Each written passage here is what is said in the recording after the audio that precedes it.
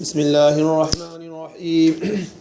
الحمد لله الذي خلق السماوات والأرض وجعل الظلمات والنور ثم الذين كفروا بربهم يعدلون هو الذي خلق لكم من طين ثم قضى أجلا وأجل مسمى عنده ثم أنتم تمترون وهو الله في السماوات وفي الأرض يعلم سركم وجهركم ويعلم ما تكسبون وما تأتي من آية من آيات ربهم إلا كانوا عنها موردين فقد كذبوا بالحق لما جاءهم فسوف يأتي من بعد ما كانوا به يستهزئون ألم يروا كم أهلكنا من قبل من قرن مكناهم في الأرض ما لم نمكن لكم وأرسلنا السماء عليهم مدرارا وجعلنا الأنهار تجري من تحتهم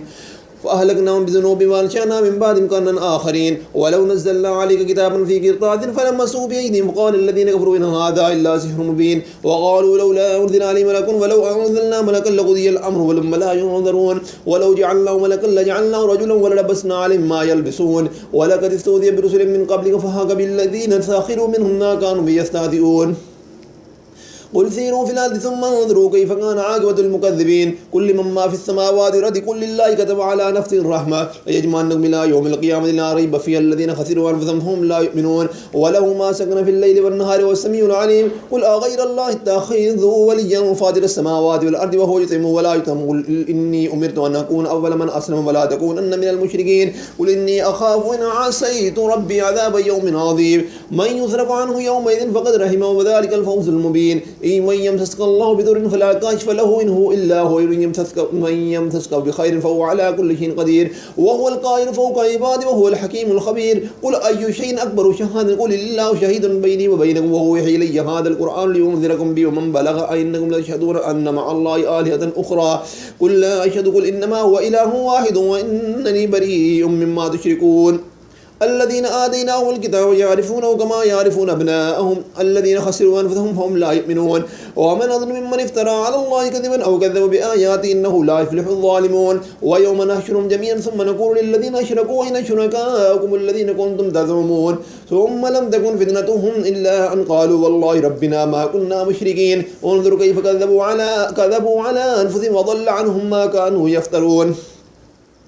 ومنهم من يستمع إليك وجعلنا على قلوبهم أكنة أن يفقهوا وفي آذانهم وقرا ويروا كل آية لا يؤمنوا بها حتى إذا جاءوك يجادلونك يقول الذين كفروا إن هذا إلا أساطير الأولين وهم ينهون عنه وينأون عنه وإن يهلكون إلا أنفسهم ما يشعرون ولو ترى إذ وقفوا على النار فقالوا يا ليتنا نرد ولا نكذب بآيات ربنا ونكون من المؤمنين بل بدا لهم ما كانوا يخفون من قبل ولو ردوا لعادوا لما نهوا عنه وإنهم لكاذبون وقالوا إن هي إلا حياتنا الدنيا وما نحن بمبعوثين ولو ترى إذ وقفوا على ربهم قال أليس هذا بالحق قالوا بلى وربنا قال فذوقوا العذاب بما كنتم تكفرون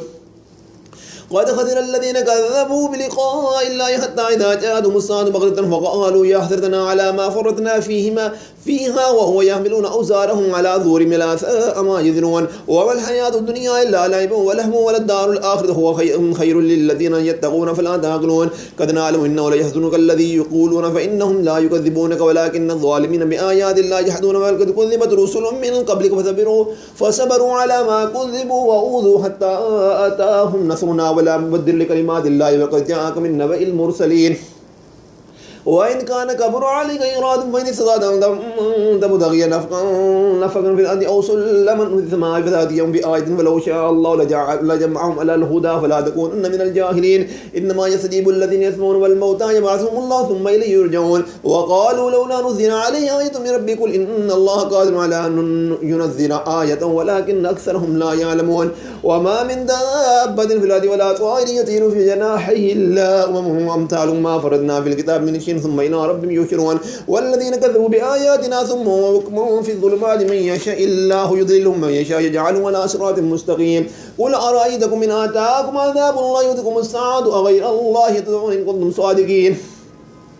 بل إياه تدعون فيكشف ما تدعون إليه إن شاء وتنسون ما تشركون ولقد أرسلنا إلى أمم من قبلك فأخذناهم بالبأساء والضراء لعلهم يضرعون فلولا إذا جاءهم بأسنا تضرعوا ولكن قست قلوبهم وزين لهم الشيطان ما كانوا يعملون فلما نسوا ما ذكروا به فتحنا عليهم أبواب كل شيء وانت إذا فرحوا بما أوتوا أخذناهم بغتة فإذا هم مبلسون فقضي دابر القوم الذين ظلموا والحمد لله رب العالمين قل أرأيتم إن أخذ الله سماعكم وأبصاركم وأخذ على قلوبكم من إله غير الله يهديكم به انظروا كيف نصرف الآيات ثم هم يصدفون قل أرأيتكم إن آتاكم عذاب الله بغتة أو جهرة هل يهلك إلا القوم الظالمون وما نرسل المرسلين إلا مبشرين ومنذرين ومن آمن وأسلم فلا خوف عليهم ولا هم يحزنون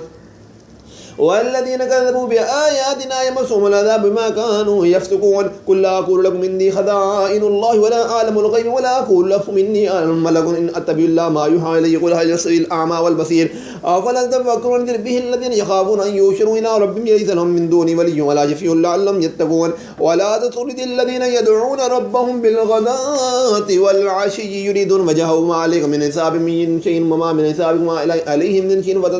فتطردهم فتكون من الظالمين وكذلك فتنا بعضهم لبعض ليقولوا هؤلاء من الله عليهم من بيننا أليس الله بأعلم بالشاكرين وإذا جاءك الذين يؤمنون بآياتنا فقل سلام عليكم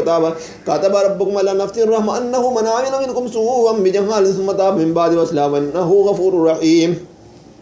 وكذلك نفسر الآيات ولتستبين سبيل المجرمين قل إني نهيت أن أعبد الذين تدعون من دوني قل لا تبعهم أهواءهم وضللتم إذا وما أنا من المفسدين قل إني على بينة من ربي وكذبتم بما عندي ما تستعجلون به الحكم لله إلا لله قل يقص الحق وهو خير الفاصلين قل لو أن عندي ما تستعجلون به لقضي الأمر بيني وبينكم والله أعلم بما بالظالمين وعنده مفاتيح الغيب لا يعلمها إلا هو يعلم ما في البر والبحر ما تسقط من ورقة إلا يعلمها ولا حبة والظلمات البر في ظلمات الأرض ولا يأبس إلا في كتاب مهين وهو الذي توفاكم بالليل يعلم ما جرحتم بالنهار ثم يبعثكم به ليقضى أجل مسمى ثم إليه مرجعكم ثم ينبئكم بما كنتم تعملون وهو القاهر فوق عباده يرسل عليكم حفظة حتى إذا جاء أحدكم الموت توفته رسلنا ولهم لا يفرطون ثم ردوا إلى الله مولاهم الحق ألا له الحكم وهو أسرع الفاطمين قل من ينجيكم من ظلمات البر والبحر تدعونه تضرعا وخفيا إلا أنجينا من هذه لنكونن من الشاكرين قل الله ينجيكم فيه منهما من كل كرب ثم أنتم تشركون قل هو القادر على أن يبعث عليكم عذابا من فوقكم أو من تحت أرجلكم أو يلبسكم شيئا ويذيق بعضكم بعضا انظروا كيف نصرف الآيات لعلهم يفقهون وكذب به قومك وهو الحق قل لست عليكم بمكين كل نبي مستقر وسوف تعلمون وإذا رأيت الذين يخوضون في آياتنا فأردهم متى يخوضون في حديث غير مما ينسينك الشيطان فلا تقل بعد الذكرى مع القوم الظالمين وما للذين يتقون من حساب من شيء ولكن ذكرى لعلهم يتقون وذر الذين اتخذوا دينهم لعبا ولهوا وغرتهم الحياة الدنيا وذكر به أن تبصر نفس بما كسبت ليس لها من دون الله ولي ولا شفيع وإن تعدل كل عدل لا يؤخذ من أولئك الذين يبصرون بما كسبوا لهم شراب من حميم وعذاب أليم بما كانوا يكفرون ولا ندعو من دون الله ما لا ينفعنا ولا يضرنا ونرد على أعقابنا بعد هدانا الله كالذي استهبته الشياطين في الأرض حيران له أذئاب يدعونه إلى الهدى ائتنا قل إن هدى الله هو الهدى وأمرنا لنسلم لرب العالمين وأن أقيموا الصلاة واتقوه وهو الذي إليه تحشرون وهو الذي خلق السماوات والأرض بالحق يوم يقول كن فيكون قوله الحق وله الملك يوم ينفخ في الصور عالم الغيب والشهادة وهو الحكيم الخبير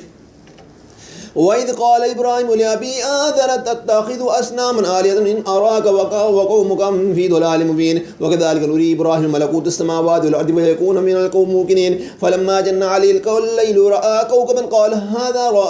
هذا ربي فلما أفل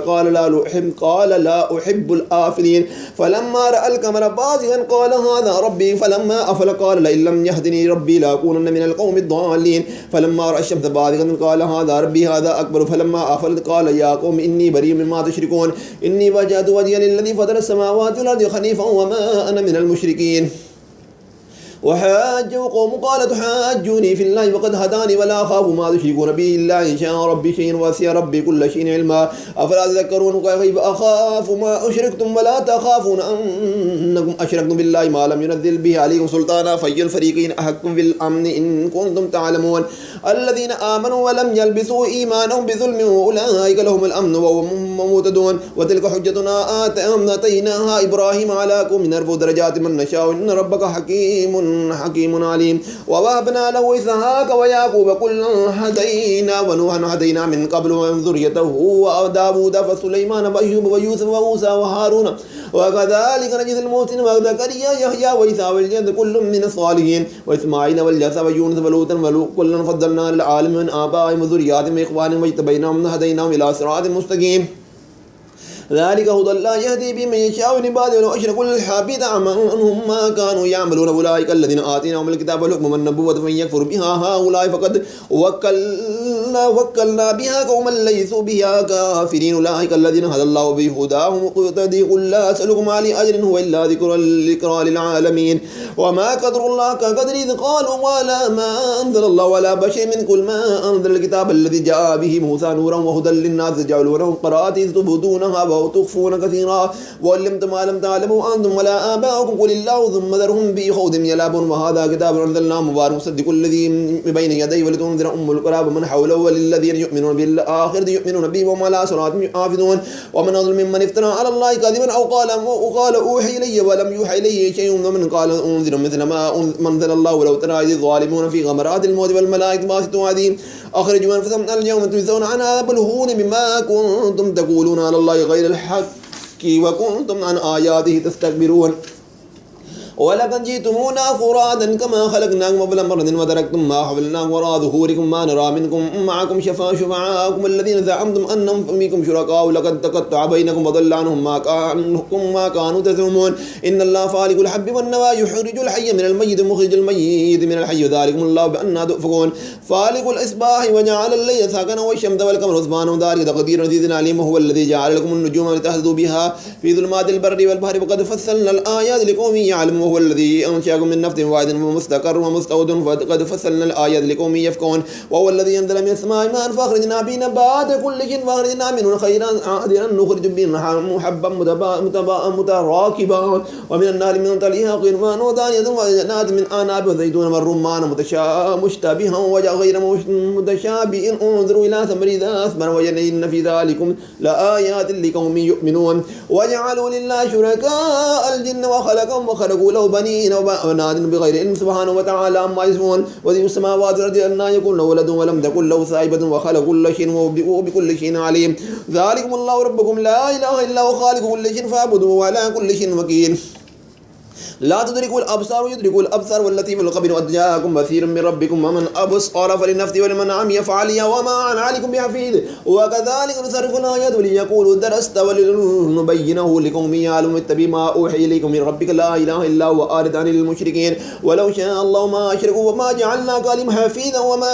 أنت عليم. ولا تسبوا الذين يدعون من دون الله يسبوا الله عدوا بغير علم وذلك زينا لكل أمة عملهم ثم إلى ربهم مرجعهم فينبئهم بما كانوا يعملون. وأقسموا بالله جاهد أيمانهم ولئن جاءتهم آية لا يؤمنون بها قل إنما الآيات عند الله وما يشيركم أنها إذا جاءت لا يؤمنون ونقلب أفئدتهم وأبصارهم كما لم يؤمنوا به أول مرة ونذرهم في طغيانهم يعمهون. ولو نزل إليهم الملائكة وكلمهم الموتى وشهدنا عليهم كل شيء قبولا ما كانوا ليؤمنوا إلا إن شاء الله ولكن أكثرهم يجهلون. وكذلك جعلنا لكل نبي عدوا شياطين الإنس والجن يوحي بعضهم إلى بعض زخرف القول غرورا ولو شاء ربك ما فعلوا فذرهم وما يفترون ولتصغى أفئدة الذين لا يؤمنون بالآخرة ولا يرضوا هو ليقترف ما هم مقترفون. أفغير الله يبتغي حكما وهو الذي أنزل إليكم الكتاب فسره والذين آتيناهم الكتاب يعلمون أنه منزل من ربك بالحق ولا تكونن من الممترين. وتمت كلمة ربك صدقا وعدلا ولا مبدل لكلماته والسميع عليم. وإن تطع أكثر ولا تطع أكثر من في الأرض يضلوك عن سبيل الله يتبعون إلا الظن وإنهم إلا يحرصون. إن ربك هو عالم يضل عن سبيله وعالم المعتدين. فكلوا مما ذكر اسم الله عليه إن كنتم بآيات مؤمنين وما لكم ألا تأكلوا مما ذكر اسم الله عليه فقد فصل لكم ما حرم عليكم إلا ما اضطررتم إليه وإن كثيرا ليضلون بأهوائهم بغير علم. إن ربك هو عالم بالمعتدين. وذروا ظاهر الإثم باطنه إن الله يكسبون الإثم يذنبون بما كانوا يفترون. ولا تأكلوا مما لم يذكر اسم الله عليه وإنه لفسق وإن الشياطين ليوحون إليه هؤلاء ليجادلون وإن أطعتموهم إنهم لمشركون أو من كان ميتا فأحييناه وجعلنا له نورا يمشي به في الناس كمن مثله في الظلمات ليس بخارج منها كذلك زين للكافرين ما كانوا يعملون وكذلك جعلنا في كل قرية أكابر مجرميها ليمكروا فيها وما يمكرون إلا بأنفسهم ما يشرون إذا جاءتهم آية قالوا لن نؤمن حتى نؤتى مثل ما أوتي رسول الله الله أعلم به حيث يجعل رسالته سيصيب الذين أجرموا ودقار عند الله بعذاب شديد بما كانوا يمكرون ومن يريد الله أن يهديه يشرح صدره للإسلام ومن يريد أن يضله يجعل صدره ضيقا حرجا كأنما يصعد به في السماء كذلك جعل الله رزقا على الذين لا يؤمنون والله هذا صراط ربك مستقيما قد فصلنا الآيات لقوم يذكرون لهم دار السلام عند ربهم وليهم بما كانوا يعملون ويوم يحشرون جميعا ويا معشر الجن قد استكثرتم من الإنس فقال أولياء من الإنس ربنا استمتع بعضنا ببعض وبلغنا أجل الذي أجلت لنا قال النار مثواكم خالدين فيها إلا ما شاء الله إن ربك حكيم عليم وكذلك نولي بعض الظالمين بعضا بما كانوا يظلمون بما معشر الجن ألم يأتكم رسل منكم يقصون عليكم آيات ينذرونكم حقا يومكم هذا قالوا شهدنا على أنفسنا وغرتهم الحياة الدنيا وإن شهدوا على أنفسهم أنهم كانوا كافرين ذلك لم يكن ربك مهلك القرى بظلم وأهلها غافل ولكل درجات مما عملوا وما ربك بغافل عما يعملون وربك الغني يضر من يشاء يذهبكم ويستخلف من بعدكم ما يشاء وكما أنشأكم من رب ذرية قوم آخرين إنما توعدون لآت وما أنتم بموجزين قالوا يا قوم اعملوا على مكانتكم إني آمن سوف تعلمون من نكون له عاقبة الدار إنه لا يفلح الظالمون وجعلوا لله مما ذرأ من الأرض والأنعام نصيبا وقالوا هذا لله بزعمهم وهذا لشركائنا فما كان لشركائهم فلا يصل إلى الله وما كان لله فهو يصل إلى شركائهم فما يحكمون وكذلك زين لكثير من المشركين قتل أولادهم شركائهم ليردوهم وليلبسوا عليهم دينهم ولو شاء الله ما فعلوا وذرهم وما يفترون وقالوا هذه أنعام وحرث وحجر لا يطعمها إلا من نشاء بزعمهم وأنعام أحرمت ظهورها وأنعام لا يذكرون اسم الله عليها افتراء عليهم فيجزيهم بما كانوا يفترون وقالوا ما في بطون هذه الأنعام خالص لذكورنا ومحرم على أزواجنا وإن يكن ميتا فهم فيه شركاء فيجزيهم ووصفهم إنه حكيم عليم قد خسر الذين قتلوا أولادهم سفها بغير علم وأرموا ما رزقهم الله افتراء على الله فقد ضلوا وما كانوا مهتدين وهو الذي يمشي جنات معروشات وغير معروشات والنخل ذرا مظلما الكل والزيتون والماء والرمان متشابها بغير متشابه كلوا من ثمره إذا أثمر وآتوا حقه ويوم حصاده ولا تسرفوا إنه لا يحب المسرفين ومن الأنعام حمولة وفرشا كلوا مما رزقكم الله ولا تتبعوا خطوات الشيطان إنه لكم عدو مبين وثمانية أزواج غير من الضأن اثنين ومن المعز اثنين قل أذكر حرم من الأنثيين أما اشتملت عليه أرحام الأنثيين نبئوني بعلم إن كنتم صادقين من الإبل اثنين ومن البقر اثنين قل أذكرين حرم من الأنثيين أما اشتملت عليه أرحام الأنثيين أم كنتم شهداء إذا وصاكم الله بهذا ومن أظلم ممن افترى على الله كذبا يضل الناس بغير علم إن الله لا يهدي القوم الظالمين قل لا أجد مما أوحي إلي محرما على طعام يطعمه إلا أن يكون ميتا أو دما مسفوحا أو لحم خنزير فإن له رجس أو فسقا أحل لغير الله به ومن يضر غير باغ ولا عاد فإن ربك غفور رحيم وعلى الذين هادوا حرمنا كل ذي ظفر ومن البقر والغنم حرمنا عليهم شحومهما إلا ما حملت ظهورهما والحوايا أو ما اختلط بأثم ذلك جزيناهم ببغيهم وإنا لصادقون وإنا كذبوك فقل ربهم ذو رحمة واسعة ولا يرد بأسه إلى القوم المجرمين فيقول الذين أشركوا لو شاء الله ما أشركنا ولا آباؤنا ولا حرمنا من كذلك كذب الذين قبلهم حتى ذاقوا بأسنا قل هل عندكم من علمه من علم تخرجوننا إن تتبعون إلا الظن وإن أنتم إلا تحرصون قل فلله الحجة البالغة لو شاء لهداكم أجمعين قل هلم شهداءكم الذين يشهدون أن الله حرم هذا فانشهدوا ولا تشهد معهم آباء الذين كذبوا بآياتنا والذين لا يؤمنون بالآخرة وهم بربهم يعدلون قل تعالوا واتلوا ما حرم ربكم عليكم ولا تشركوا به شيئا وبالوالدين إحسانا ولا تقتلوا أولادكم من إملاق نحن نرزقكم إياهم ولا تقربوا الفواحش ما ظهر منها وما بطن ولا تقتلوا النفس التي حرم الله إلا بالحق ذلك وصاكم به لعلكم تعقلون ولا تقربوا مال اليتيم إلا بالتي هي أحسن حتى يبلغ أشده وأوفوا الكيل والميزان بالقسط لا نكلف نفسا إلا وسعها وإذا قلتم فاعدلوا لو كان ذا قربى وبعهد الله أوفوا ذلكم وساكم به لعلكم تذكرون وأن هذا صراطي مستقيما فاتبعوه ولا تتبعوا السبل فتفرق بكم عن سبيل ذلكم وساكم به لعلكم تتقون ثم آتينا موسى الكتاب تماما على الذي آتنا تفصيلا لكل شيء وهدى ورحمة لعلهم بلقاء ربهم يؤمنون وهذا كتاب من الله مبارك فاتبعوه واتقوا لعلهم ترحمون أنا تقولوا إنما أنزل الكتاب ولا طائفتين من قبلنا وإن كنا عن دراستهم غافلين أو تقولوا لولا أنزل علينا الكتاب لكنا منهم قد جاءكم بالبينة من ربكم وهدى ورحمة ومن أظلم ممن كذب بآيات الله وصدف عنها هذا نجزي الذين يصدفون عن آياتنا سوء العذاب بما كانوا يصدفون هل ينظرون إلا أن تأتيهم الملائكة أو يأتي ربك أو يأتي بعض آيات ربك يوم يأتي بعض آيات ربك لا ينفع نفسا إلا إيمانها ولا تكن آمنت من قبل أو كسبت من إيمانها خيرا وأولئك منتظرون إنا منتظرون إن الذين فرقوا دينهم وكانوا شيئا لست منهم في شيء وإنما أمروا من الله ثم ينبئهم بما كانوا يفعلون من كان جاء بالآثنة فله 10 أمثالها ومن جاء بالسيئة فلا يجزى إلا مثلها ولا يظلمون قل إنني هداني ربي إلا صراط مستقيم دينا قيما ملة إبراهيم حنيفا ما كان من المشركين قل إن صلاتي ونسكي ومحياي ومماتي لله رب العالمين لا شريك له وبذلك أمرت وأنا أفضل المسلمين قل أغير الله يبغي ربا وهو رب كل شيء ولا تكسب كل نفس إلا عليها ولا تزر وازرة وزر أخرى ثم إلى ربكم مرجعكم فينبئكم بما كنتم فيه تختلفون وهو الذي جعل لكم خلائف الأرض ورفع بعضكم فوق بعض درجات ليبلوكم فيما آتاكم إن ربك سريع العقاب وإنه لغفور رحيم.